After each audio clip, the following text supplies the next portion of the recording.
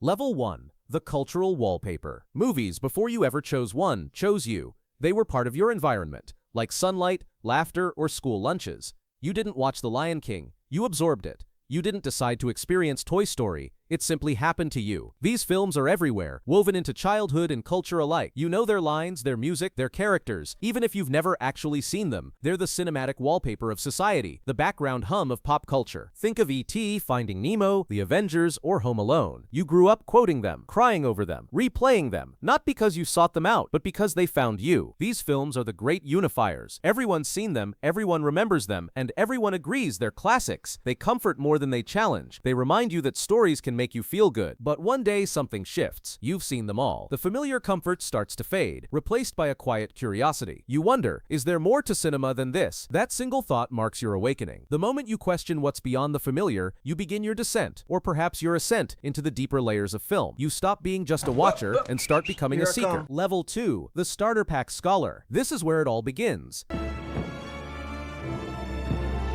The awakening of curiosity. You start exploring beyond the family-safe blockbusters and stumble upon the top 100 movies you must see before you die. Suddenly, you're on a mission. You watch Fight Club and feel like you've uncovered hidden truth. You finish The Shawshank Redemption and think, that's it, that's cinema. You rave about Inception, Pulp Fiction, and Parasite to anyone who'll listen, even if they didn't ask. Every film feels like an education. You start recognizing themes, you notice color, pacing, and camera movement, things you never saw before. You tell people you love good storytelling as if you've discovered art itself. Everything feels profound. Every ending feels like a revelation. You're experiencing the honeymoon phase of film appreciation, where every watch expands your worldview. But this level comes with a trap. You think you've mastered cinema. You speak with the confidence of a critic, but the innocence of a beginner. You still live inside the algorithm, watching what's popular, not what's personal. Yet this phase is crucial. It's your first taste of discovery. Your first hint that cinema is not just entertainment, it's expression. And soon you'll realize those expressions come from the same minds shaping the magic behind the screen. Level 3. The director era. Movies suddenly gain faces, not just actors, but authors. You realize that behind every unforgettable moment, there's a creative fingerprint. Tarantino writes dialogue that dances. Kubrick paints with geometry. Fincher frames obsession. Nolan manipulates time itself. This is where you begin recognizing the architects of emotion. You no longer watch a film, you watch a Scorsese. You start building director marathons. Wes Anderson's whimsy, Christopher Nolan's puzzles, Denis Villeneuve's precision, Martin Scorsese's chaos. Each one feels like unlocking a new secret of humanity. You fall in love with the craft, the choices, the control. You start tossing around words like auteur and visual language, and even though you sound slightly pretentious, you don't care. Because now cinema feels intelligent. This stage is thrilling and dangerous. You start identifying more with the filmmaker than the film. You worship directors like deities, quoting their interviews as gospel. You roll your eyes at anyone who doesn't know who Roger Deakins is, but eventually you hit a wall. You've seen everything from your favorite directors, and you start to wonder, who inspired them? Who built the foundation they stand on? That's when the rabbit hole deepens. Level 4. The historian art. This is where you become the cinematic archaeologist, the one who digs beneath the modern to uncover the origin. You begin tracing influences. Tarantino's love of 70s grindhouse, Scorsese's worship of Powell and Pressburger, Nolan's obsession with Michael Mann's cool precision. You realize that the modern masters were students once too, and so you follow their trail. You dive into Citizen Kane, Seven Samurai, Sunset Boulevard, Metropolis, 12 Angry Men. You stop avoiding black and white films and start cherishing them. You notice subtleties you once ignored. Composition, shadows, subtext. You see why Hitchcock changed storytelling, why Chaplin could break hearts without words, why Kurosawa could choreograph humanity itself. Suddenly, cinema becomes time travel. You're no longer watching to be entertained, you're watching to learn. You collect Criterion editions like trophies, you start seeing echoes, scenes you thought were original, now revealed as homage.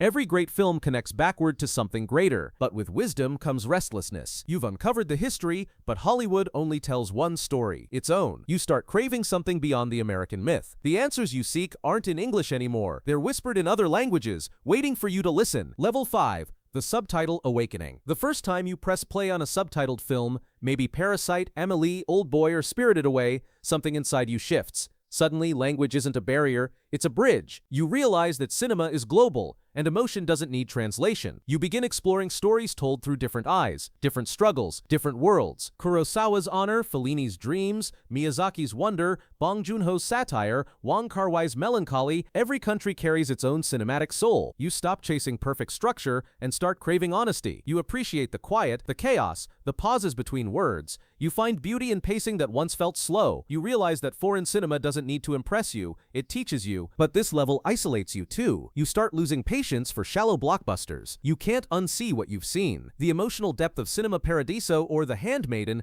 makes everything else feel hollow. Yet the beauty of this layer is discovery, realizing cinema's language is universal. And just when you think you've mastered it all, the obsession begins to consume you completely. Level 6. The movie creature. At this stage, movies stop being a hobby. They become oxygen. You watch everything. Obscure kung fu flicks, 7-hour Hungarian dramas, experimental shorts from film festivals nobody's heard of. You analyze frames instinctively. You see metaphors everywhere. You can't watch a simple rom-com without dissecting its editing rhythm. You've become a film creature, part human, part cinema. You understand mise-en-scène, verisimilitude, diegesis, words that would terrify your younger self. You start recognizing camera lenses by sight. You know every composer, every cinematographer, every sound designer. Film is no longer entertainment, it's existence. But this level has a dark side, burnout. You've seen too much. You can't be surprised. Nothing shocks you. Nothing feels new. You search endlessly for something that will make you feel again, but everything feels like a remix of something older. You've become a curator of perfection, but you've lost your sense of wonder. That emptiness, that hunger to feel again becomes the quiet whisper that leads you to the final inevitable level. Level 7. The return to feeling. After years of consuming,